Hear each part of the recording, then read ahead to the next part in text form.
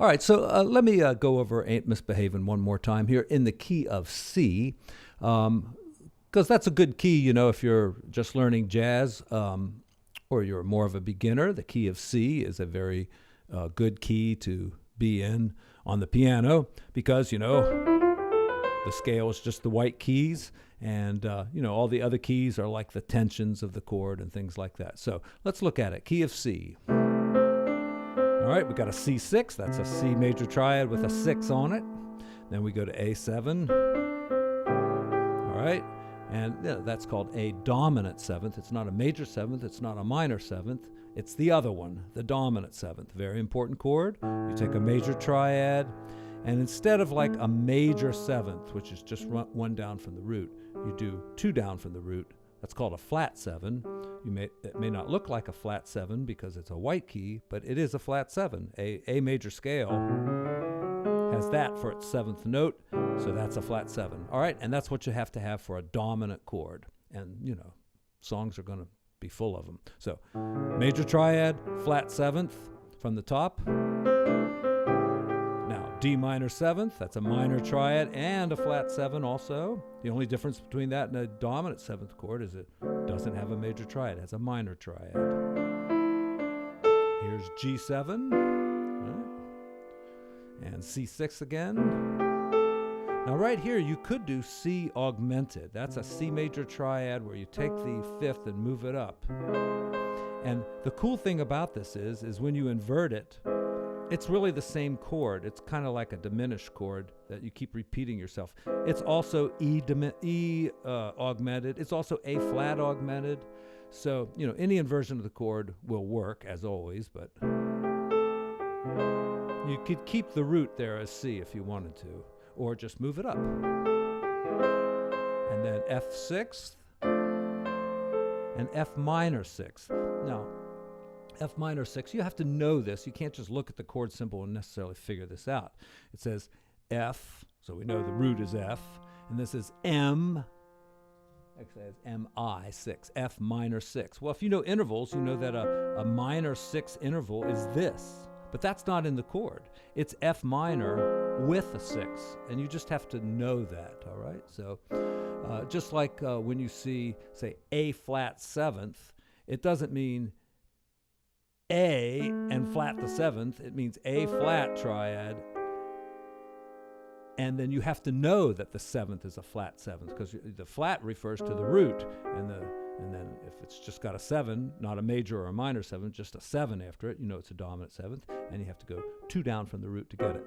But I digress. Let's get back to the song. Recap real quick from the top. C6, A7, D minor 7, G7, C6, E augmented, and it says a 7th in there, so I could add that too, and then F6, F minor 6.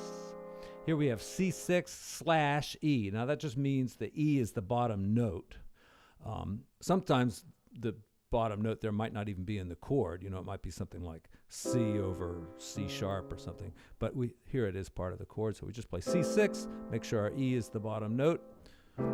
Start with C6, move it around like this until you've got E on the bottom, G on the bottom, A on the bottom, whatever. And then A7, D minor 7th, G7. And anytime I just say something 7, it's a dominant chord. Major triad, flat 7. And here we've got a bunch of dominant chords. E7, A7, D9, which means D7 with a 9.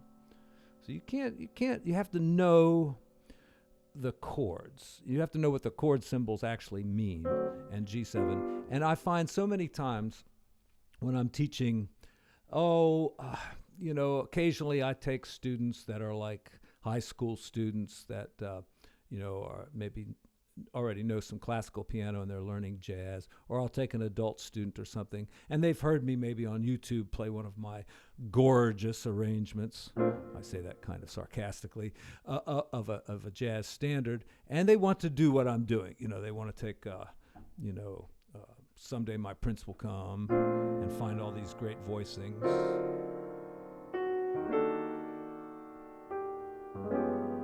Stuff like that. but they don't understand the basic chords. And so all those cool voicings come from the basic chords. So I don't just pull them out of my you-know-what.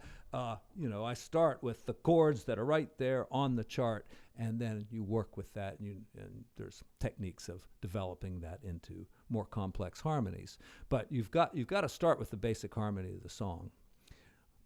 Okay, we'll go a little bit further, second A section. Now, another thing to do, especially when you have a 2-5-1 here, D minor, G7, and C, is to know how to invert the chords. So like D minor here is in root position, but G7, where I played it like this before, play it down there, and then you only have to move those two notes. And if it was C major 7th, I could go to there. But since it says C 6th, I better do that. Okay, so.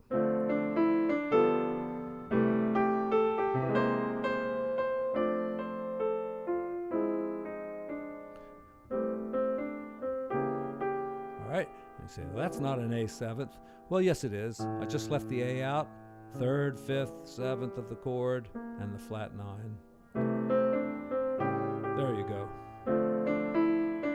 And when they get too low, leave something out. Like I left the 5th out there. And if I want the 5th in, I could maybe add it someplace else, or maybe I put the 5th in and add the 3rd up there. All right, now we're getting into open voicings, which is a whole field of study unto itself. But and then we've got a little turnaround here, F, F minor, and back to C6. All right, the bridge. That's A minor 7th, F 7th, D 7th, A 7th. You really don't expect that one. And now we're in the key of G, more or less. And how we got there is kind of confusing because A 7th does not really lead to G, but here we are.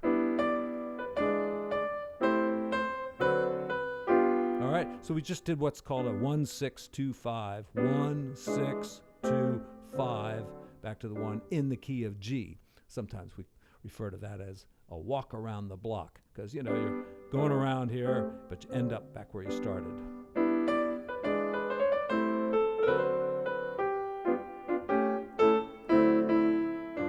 And then last A section.